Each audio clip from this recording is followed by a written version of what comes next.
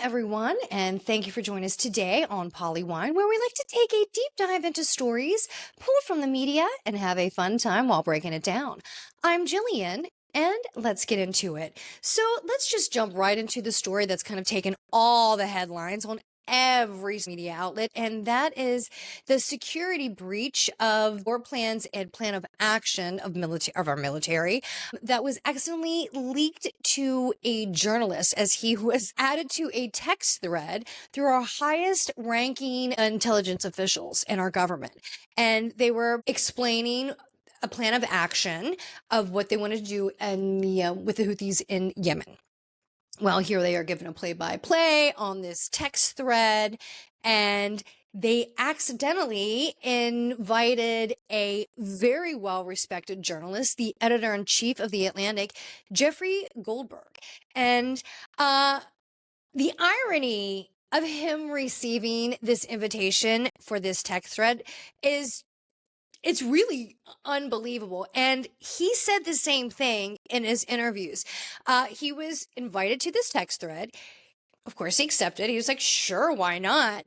And he said, this is Jeffrey Goldberg, that he was sitting in his car reading this text thread live, what looked of military plan actions. And he said he actually thought he was being spoofed. He was being pranked. He didn't think it was real until he turned on the news and saw that these plans were happening live, that the first dropped on a target in this location. And he was like, it was unbelievable. I could not believe it. This is Goldberg in his interviews, and I'm just kind of putting it together here. But he was just like, I couldn't believe that I was included in this text thread that's supposed to be highly classified, highly confidential, and extremely exclusive to only these high-ranking individuals. And here I am, a journalist included in this sensitive material, and I'm getting the play-by-play. And as a journalist, first of all, after the gravity of just what happened settles in, you must think, wow, how often does a story literally just fall in my lap? Something this juicy just kind of fall right into my lap, and I have the evidence, I have the proof, and of course, as a journalist, he released the article about it, and he released that, hey, I received these war plans or military plan of action, whatever you choose to call it. And it seems like it's pretty sensitive and highly classified. And that seems like a serious security breach. It seems like that's a major problem. And isn't that putting our military at risk? Because these seem to be live actions. And if this was intercepted, any of these things were hacked, this could be extremely problematic for our military serving. Absolutely. And of course, once it's been released and the House Committee of Intelligence, they, of course, immediately called in the heads of officials of intelligence to kind of get an understanding of what went wrong and where the hell was this breakdown and how could this happen, and to make sure this does not happen again. First of all, they were using, an encrypted app, but they were using an app called Signal. It's supposed to be encrypted, and I don't know. They said it was approved. That seems highly sketchy. I believe our government has clear rules about what is secure. I think they have their own systems, apps, servers, whatever you want to use, call it, or whatever, to secure the privacy of our highest ranking officials in defense and intelligence and military.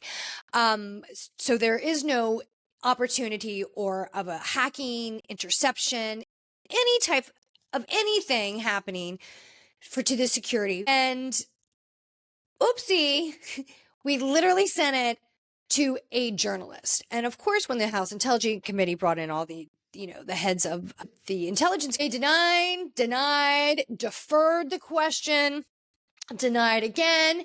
And respectfully, the journalist, Jeffrey Goldberg, said, look, because of the sensitivity of this information, I really don't want to just put it out there for the world to see, like our military information, our actions, our plan. Well, once our head officials of intelligence denied, and lied, essentially, which I do truly question if it will come back if they perjure themselves under oath.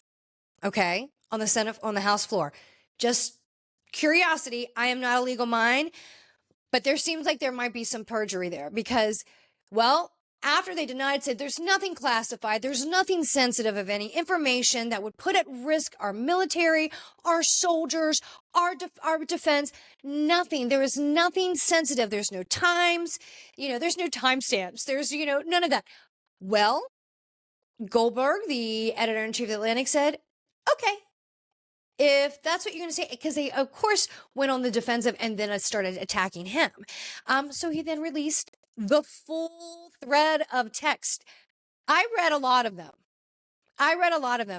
And it is pretty clear. You could see who was attached on that text thread.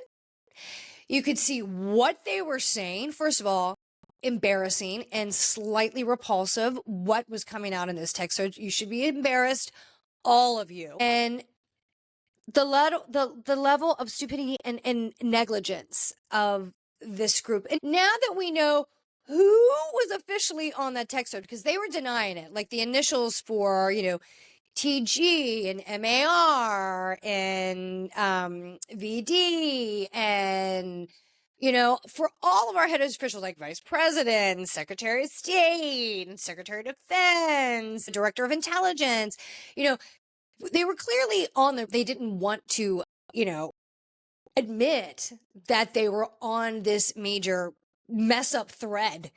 And they had to eventually come out and own it because it's obvious. So I don't understand how they could even use this, how that was even approved.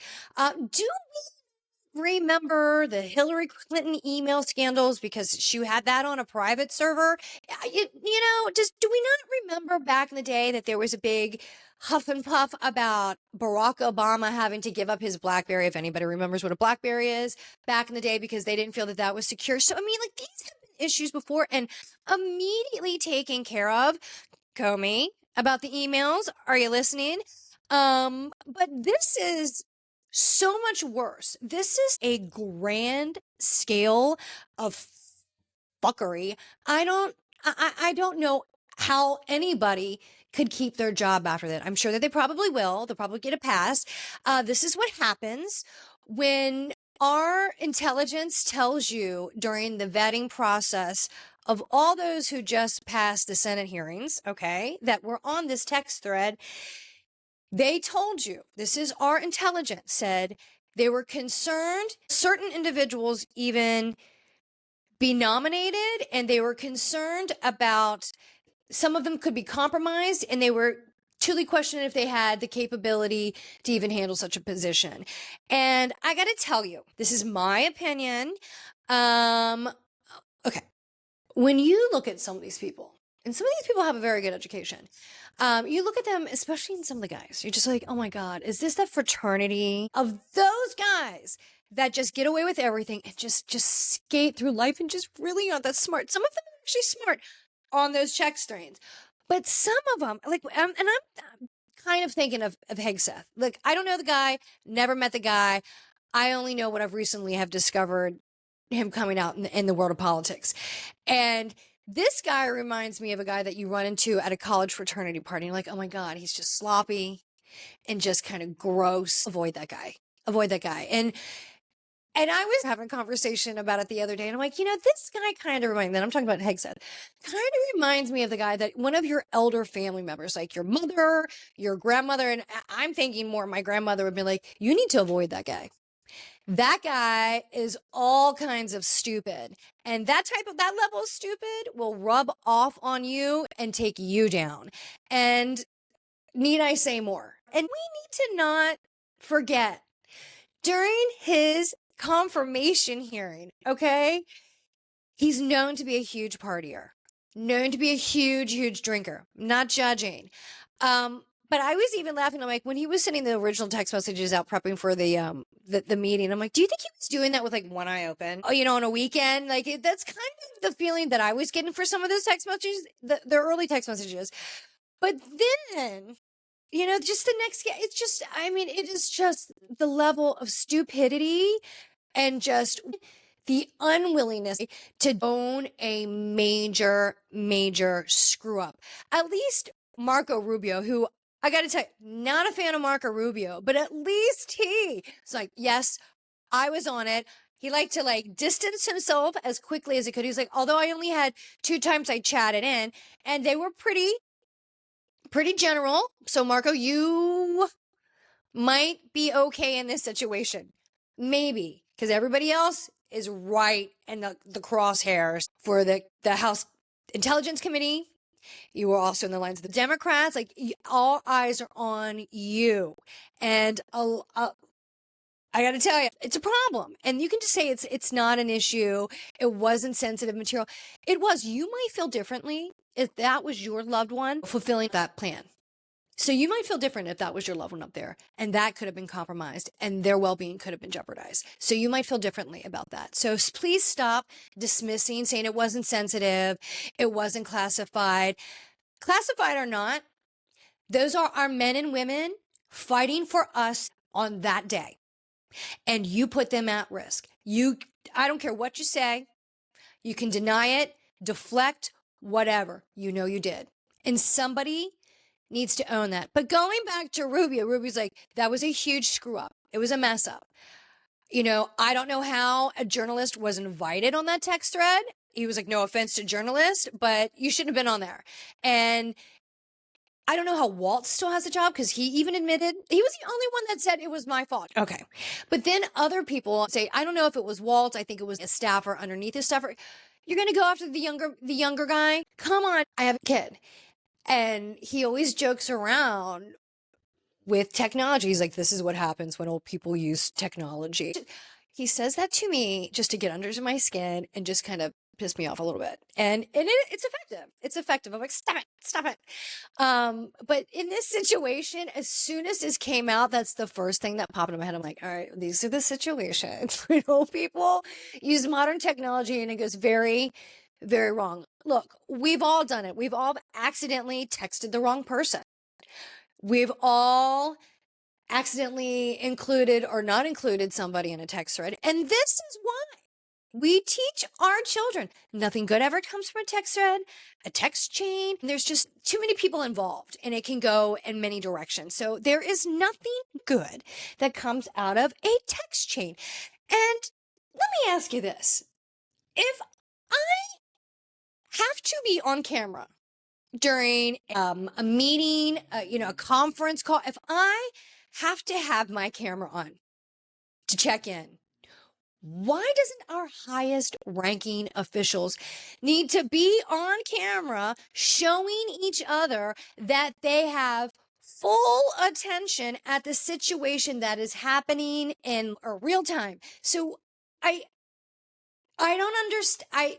I don't understand. So if I have to do this for a ridiculous meeting or even a telehealth check-in, okay, why does our highest ranking officials in our government not have to do the same? But yet they can just sit there and text and send emojis to each other. Fist bump, fire, flag.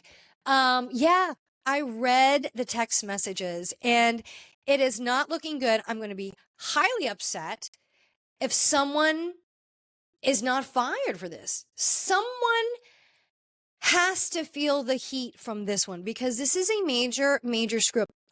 Classified or not classified. This is sensitive material. Our loved ones are putting their lives on the line to secure us as a nation. And you're just putting all that information on blast. And now that it is on the global stage, that we are this inexperienced, this unprepared, and just this level of stupid, yeah, channeling my grandmother here, then I can guarantee you they're going to be listening from here on out very closely because it just takes just once. And I hope that the rest of the intelligence community is recognizing this screw up and really working quadruple time to correct it and put extra securities in place for this to never happen again. This is our problem as a whole. So let's just not forget that. Okay. This really bothers me. And I feel like there is going to be no consequences for anyone. Walt's the only one that said, I'm the one that set up the text chain. I don't know how I accidentally invited this journalist. I did. That was my fault. That was my screw up. I do not understand why this man still has a job.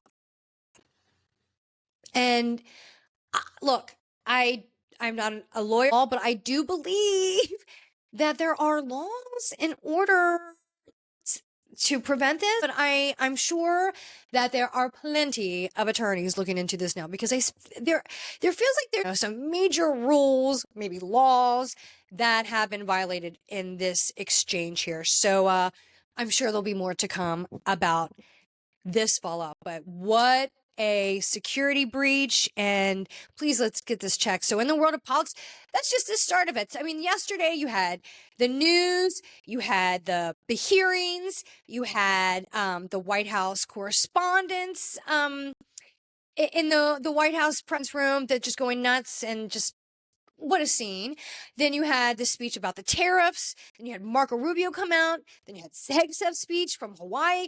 I mean, it was just the news circuit yesterday was just insane. And I was just kind of like licking it up. It was just crazy, crazy, crazy to me. Speaking of breaches, there is another story that has come out in the news. Are you familiar with this DNA genetic testing company called 23andMe? It's been around for, I believe, about 20 years. It's huge. I mean, I know people would get these gifts for Christmas gifts, for birthdays, reunions, about these 23andMe kits. And what it was a DNA sequencing genetic testing service where you'd get a kit, you'd swab the inside of your mouth, you would send in this swab, and this company would produce the results, analyze it, and give you some idea of your genetic background, your bioidentity, right? So it'd give you your heredity. And if you had any predispositions to any conditions or diseases, if you had any genetic disorders or, a myriad of things that these results could tell you about your genetic code. And really a fascinating thing. And millions of users at one time, its net worth of the company was huge. Well, the company has just recently declared bankruptcy. And they have released a statement that they are going to start, as now that they have declared bankruptcy, they're going to start selling their assets. And in selling the assets, until the sales are final, they don't want to do anything yet. They want to still keep the integrity of the security of their company, which is like some of the other stories we've just recently talked about. But until it is sold, and the day that it is sold, your information, if you have used this company for any of your genetic testing, could be sold to any party, any third party. So that is a concern for many people. So the advice is to go to 23andMe's website, ask them to delete it or see if you discard it in any way. But please, if you have any information or have ever used this company for anything, or even a family member, your information may be in there through another family member, through their testing. So if you have used it, or if you know a friend or family member, please spread this story, let them know. Please go to their website, please access your account and obtain your information and ask them to delete it if they can, or do whatever you can to access that information for yourself. You do not want your bio identity sold off to anyone else. That is your personal information and you cannot get that information back.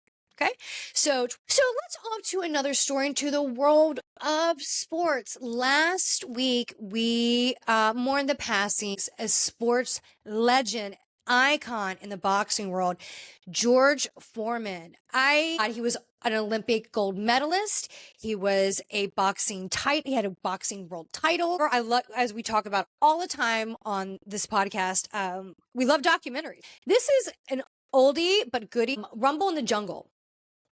What a great sports documentary.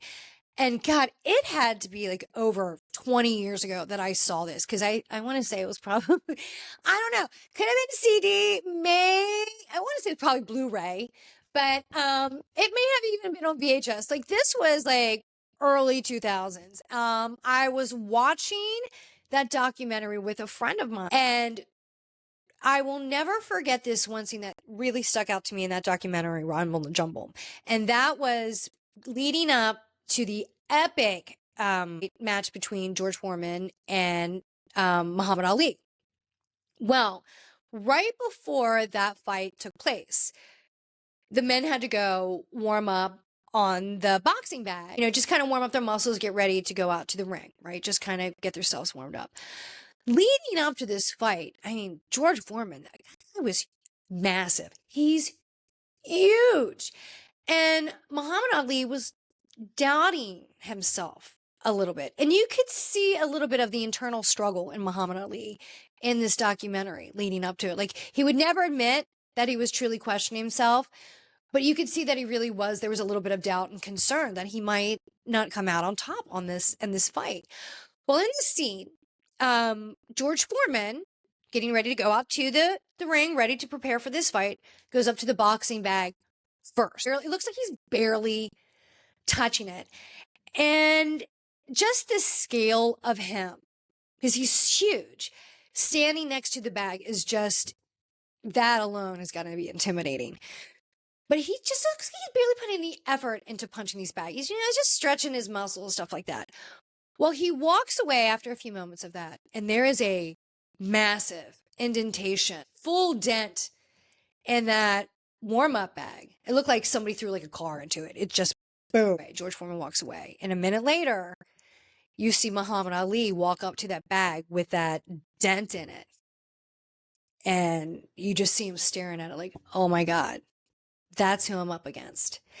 And in an epic turn of events, Muhammad Ali actually ended up winning that fight. Incredible fight. I mean, that scene right there just showed you the power of that man. But, I, growing up, had a very different version of him. Like, I knew the advertising mogul of George Foreman, and that was the grill master, the George Foreman grills.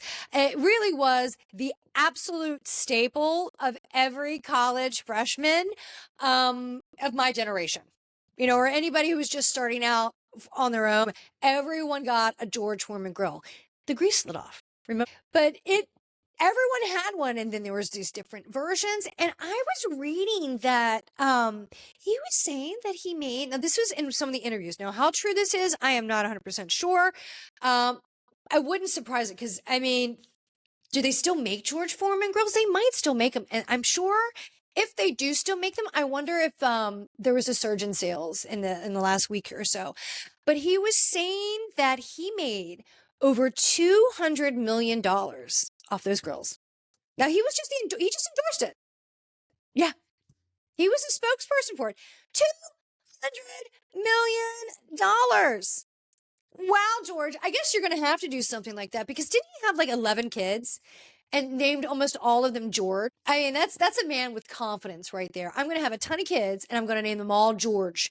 Now, there are a little bit of variations in the George. I think there was a Georgia, a Georgette, Georgina, I think there was, but there's a version of George in all of it, which is amazing. But what a legend, though. The world of sports and boxing lost another just incredible legend. But I wonder what his thoughts were about the Mike Tyson fight, because George Foreman actually went back into the ring at 45. So it was kind of a similar situation as what Mike Tyson and Jake Paul had. But Tyson was 55, right? I think somewhere around there. But Foreman was 45 and ended up doing really well. So different situation. That guy was still huge, but I remember that too. So the sports world definitely lost another legend, but we were so thankful to have him, and he was one of the greats, and we will talk about him to this day. So George Foreman, you will be missed. And moving on to another story, and I have to tell you, I feel like we have talked so much about, fires, hurricanes, tornadoes. Mother Nature is on a warpath this year. Climate change is just really accelerating everything. The new prediction for the hurricane season has just been released for the East Coast, and they're expecting definitely high numbers of hurricanes coming out of the Atlantic this year due to the warm temperatures in the water. To be expected. The weather's just been unpredictable. But not only that, let's just go back to the Carolinas. Following Hurricane Helene, remember Asheville really they got hit hard. Following the hurricanes, they had a lot of flooding due to the rains. When I'm talking about massive flooding that wiped out half the town of Asheville, just massive destruction with the mudslides. Well, this area is getting it again, but not from hurricanes or from rain, but from fire. So wildfires are spreading out all over North Carolina and in South Carolina. And pretty devastating. There are multiple wildfires around the Asheville area. There's a huge fire that's been spreading right in the South Carolina area and right along the river. And it is really hard to see because a lot of this is being fueled by, first of all, they had very little rain. I think I was reading that they were 4 inches below the average water level this year. So there's that. And with the massive mudslides and devastation that they had last year. So you have all these downed trees that are dead and with the lack of rain. So those are perfect conditions for just a flame to set everything ablaze. And that's exactly what's happening. So either trying to contain it, but this area is just getting hit back to back to back. So Asheville, our hearts go out to you. You've just really, really have been going through it in this last year. And you just hit the 6-month anniversary of that devastation from Hurricane Helene. And then these wildfires to be coming right on the back of that is just so sad. So keep your thoughts to the people in the Carolinas. They definitely need it. It's just one thing after another after another. So let's get on to some happier topics and let's go over to our world of entertainment. Yes, White Lotus. Yes, I am loving you this season. And I'm just going to keep this one brief because I always talk about White Lotus, but I love it. I love this season. I'm enjoying the characters. Why did we have to go into the whole brothers family scene? Okay. They were giving a little bit of clues leading into, there was some weirdness between the brothers, but I don't think we had to go in that direction. Okay.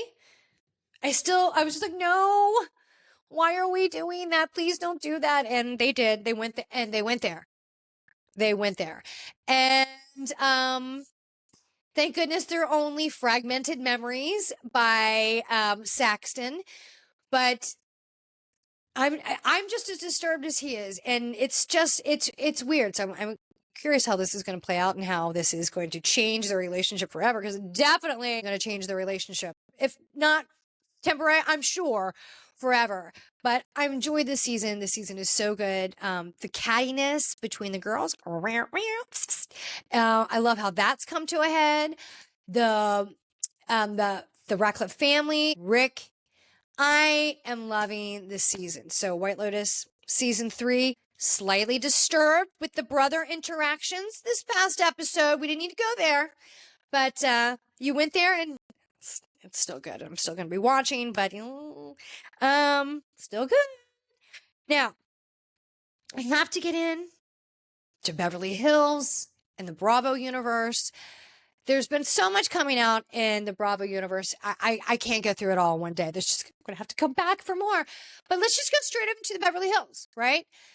Beverly Hills, we had the season finale this past week, and it was a good one. They were in St. Lucia, and I love St. Lucia. St. Lucia is so beautiful. Been there, love it, love the people there, gorgeous. I love the costumes. I love the carnival. Bones, you really outdid yourself with the planning. I don't know if Nico came up with some of these ideas. I don't know if this was all your years of experience in the corporate world trying to, plan these events. Well done. I don't know. I have no idea, especially when Jennifer Tilly, they were at the carnival and Jennifer Tilly's, how much is these beads? And they're like, zero. She's like, zero. Like, I mean, is that all paid for? Like, I have so many questions, but well done.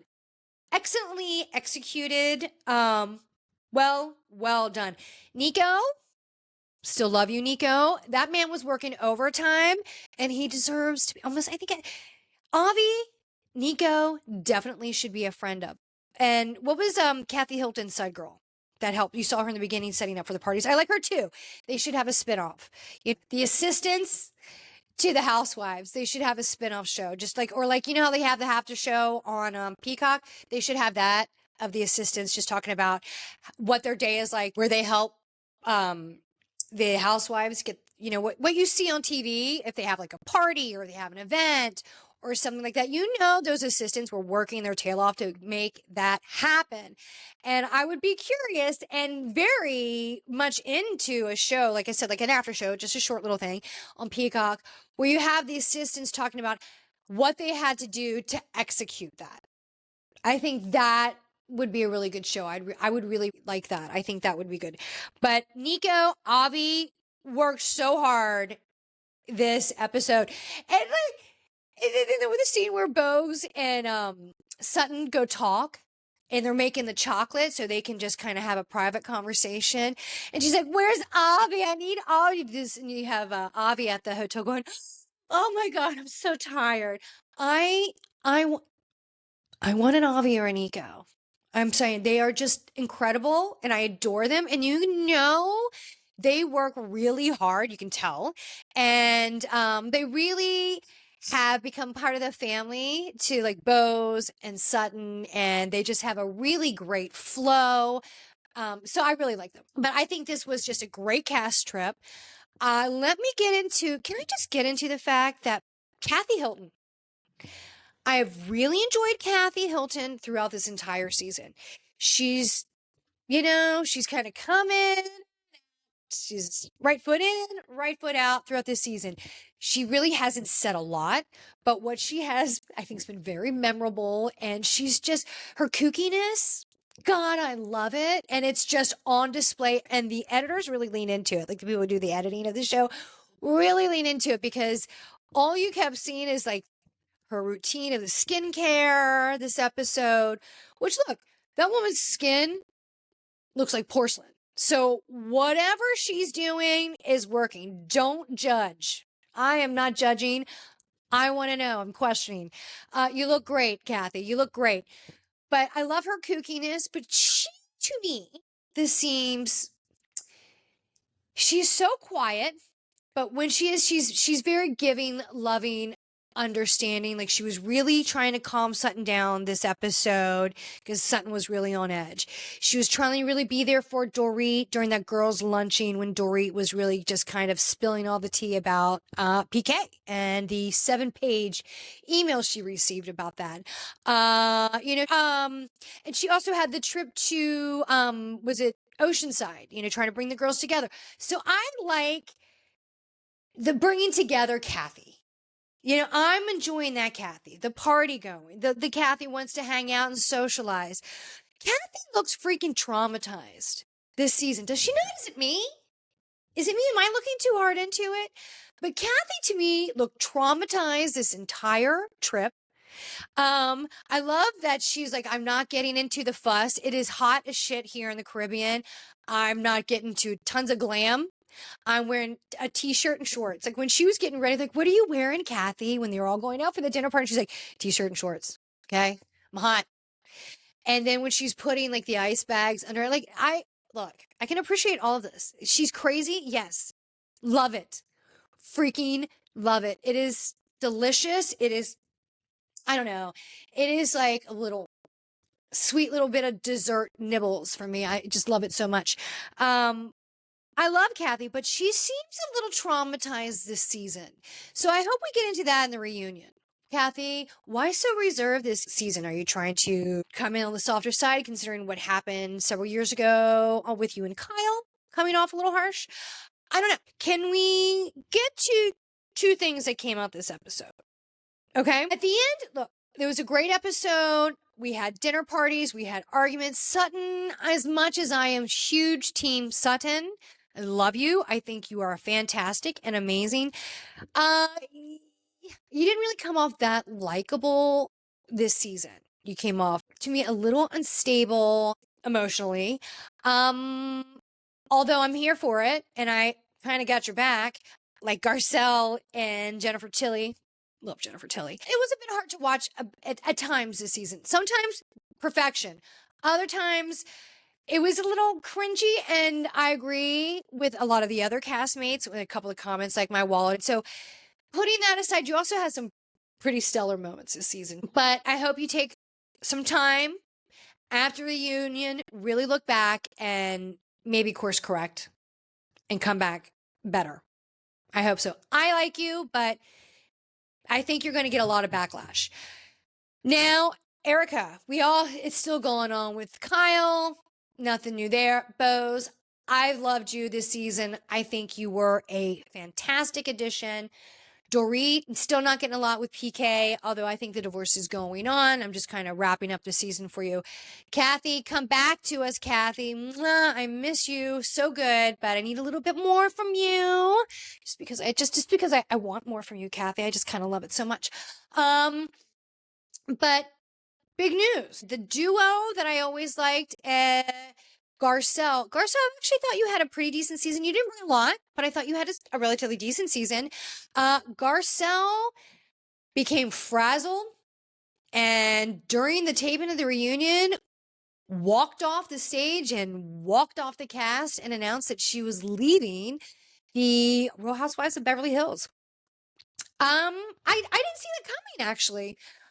Look, I've enjoyed the 5-season Garcelle's been on. I can see how Garcelle felt this season like she was put on the side burner. You were really, really busy. You have your production company and you are killing it there. And it is, for any woman of a particular age, it is truly inspirational to watch you where you are at this point in your life and at the height of your career. You are directing movies, you're acting in movies, and in the entertainment industry, for any woman over a particular age, which is a young age, it is hard. You get capped out at a very young age, and it is hard to rebound. And to see how you are really rising to the top at this time it's an inspiration. It really is. And I really have enjoyed watching this story for you. I really appreciate it. And I'm sad to see you walk away at this time.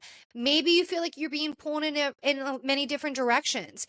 Maybe you felt like you were pushed off her because Sutton was very much trying to get in the good graces of Kyle. It was, that whole thing was weird. I didn't like watching that at all. It seemed a little sad to me. So I can understand you felt a little betrayed and a little, hey, I've been sticking up and putting my neck on the line for you for years, and you're giving me nothing. I can understand that frustration with Sutton, but I'm sad to see you walk away. I really am sad to see you walk away. I think there was a lot more for you, but the fact that you left on your own terms, I hope that you will come back at a later time. You know, maybe you'll get invited back. I hope so. I liked you, but you walked off on your own too. You weren't asked to leave. You weren't put on pause. You left. So, and I saw you on Watch What Happens Lives with Andy the other day with Leslie Bibb from the White Lotus, which was a really fun interview. It seems like you and Andy are still good. So maybe there'll be another time for you on Beverly Hills or at least somewhere else in the Bravo world. Now, Let's get over to Erica. Erica Jane. Erica Jane, you've had a very chill season. So it's nice to see you at the end kind of get your clothes back out. And she was really catty during this cast trip to Sutton at the end. I understand. They have a history, there's frustration. There's a lot of comments and a lot of unsettled feelings between Dorit, Erica, and Sutton. Okay. So, of course, Erica and Dorit are frustrated with Sutton, and Sutton's, with them. So, of course, those two are sticking together. So, of course, you could see her getting catty on this trip because they're so done with Sutton at the end of the season. So they're just done and they're over it. So there. But at the end of this episode, they go through the closing credits and the closing, where are they now since the season's wrapped? What is each cast member doing? Well, they close that off, and then a month later, and then you have Erica and Kyle talking over, I don't know, tea. And the verdict came in about Tom Girardi's case, about the embezzlement case. And found guilty. He was found guilty and convicted of, I think it's 80 years or something like that. Okay? Just something like that. Okay? I'm not 100%, but something to that effect. I'm not going to, we talked about this case at an earlier time. Go to Bravo Docket if you want all the details. Those two girls are amazing. They'll break it down really well for you. But, so he was sentenced 80 years or something like that. And Erica kept saying 80 years. That man doesn't have 80 days. And I just kept thinking in my head, do you remember years ago when the divorce was happening and suddenly Tom, who was fine, suddenly now has Alzheimer's and the full thick of dementia? Not questioning the diagnosis. I didn't have to. The judge did. And so he couldn't stand trial because he had dementia and he was living in an assisted living facility. And they were kind of giving Erica a hard time because he went from this place, a high-ranking attorney, and suddenly now that there's this scandal, suddenly now he's in an assisted living facility and incompetent. And she's like, he's gone. There's nothing there. He doesn't even know my name or recognize me. I was thinking in a montage in my head. Does it remember, Crystal years ago was like, look, I understand if that's what the diagnosis is. I'm not here to question it. She's like, but my father had Alzheimer's and he ended up dying from complications from that. Look, your husband or soon to be ex-husband's been in this facility and had this condition for quite some time now. So look, I'm not an expert, but I've definitely have gone through this with my family member, a very close loved one. And this seems like a pretty prolonged condition for it to be this extreme. So something's odd to me in this situation. And so he's still there. And let's not forget, when the judge came, I'm just coming together. I'm just giving you some basic details there. Now, right before this went back to judge, the case went to trial. They were questioning the competency of Tom Girardi if he could actually stand trial. Well, the judge reviewed the information and the medical stuff and said, no, he is competent to stand trial. I see him, I'm paraphrasing because this is what I was reading in articles, because some of the people were saying he was actually giving legal advice to his team in court. So maybe that is what prompted the judge to say, I think you're quite competent to stand trial. So he was found competent to stand trial. He went to trial and was found guilty. So, and sentenced. So that's what Erica and Kyle were talking about. So when she just kept saying 80 years, he doesn't have 80 days. You'd hear the rickshaw. Let me just, hats off to the editor of this show. So good. And then Kyle said, well, who was his attorney? And Erica says public defenders. And there was a very clear drum rickshaw by whoever was in editing. And I was like, what does that mean? Is that just a full diss on public defenders? Or is there something more I don't know and I missed in an article? I need to know what's more behind that. And I'm sure that will come out, I'm sure, in the reunion. So that is where we left off in the finale. They closed out in St. Lucia. They had an incredible time on the Caribbean trip. Beautiful. I love the carnival theme. I love the whole carnival party. That was all awesome. Bose, great trip. I am very excited to see the reunion. I want to know if really anything comes down. Dorit's like, it's all going to be out there. Let's see. Bring on the reunion. Now, I want to follow one other thing up with Miss Erica Jane. And I'm going to call this like I'm calling out, my case and verdict in the game of Clue. This is who I say it is. I have never watched this show before, but it was on in the background last night when I was doing something. And it's that show, The Masked Singer. I've never seen it. I had no idea what was going on. I don't know.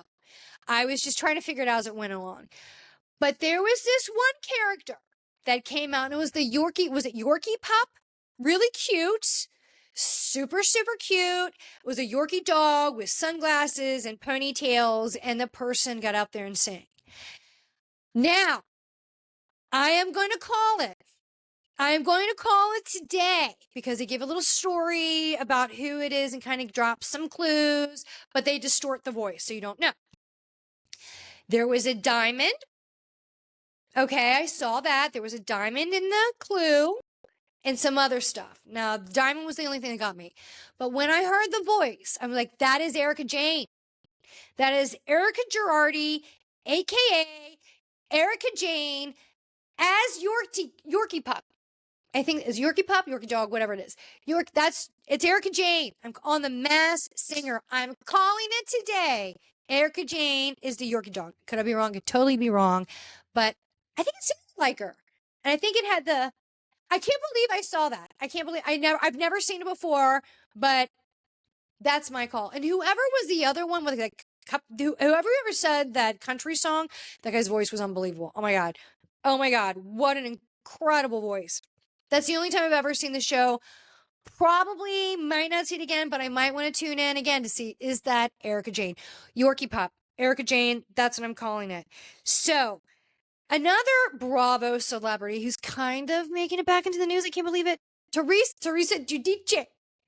Whatever you want to call yourself today. Back in the news. More tax problems. We told you. There's nothing going to come out good when it comes to Louis. Everybody warned you about Louis. I still want to go back to that scene that was edited out last season when she was storming off and she was like, my money, my money, my money. And they clipped it out. Is it going to come back this season? Because everyone warned you about Louis. You were willing to totally go after your brother when it came to Louis, just like you did when it came to Joe, Juicy Joe. And it's not looking good. More tax problems. So Teresa, but Teresa, once was bad, twice, girl. First time, shame on them. Second time, shame on you. Teresa. And that Bravo Love Hotel will be coming out very soon, just a few weeks. We're going to have Giselle from Potomac, Shannon Medore, Luann. I miss you, Luann. Miss Queen of Cabaret. She's going to be there. I am excited. Bring back some of our Bravo darlings, get them into a dating scene. I think it's going to be good. I think that's going to be a great one. I'm really still missing the Ultimate Girls Trip, but if we can't have that, because of all the other legal stuff that's coming out from trip to Morocco, I'm fine with the Love Hotel. So bring on the Love Hotel. Well, that's all for us today on PoliWine. Thank you so much for being with us. It has been a blast. So please follow PoliWine on Instagram at PoliWineTime. And please follow, like, and subscribe wherever you get your podcast on your feed. Thanks so much for being with us today and have a great day. See you next time. Bye.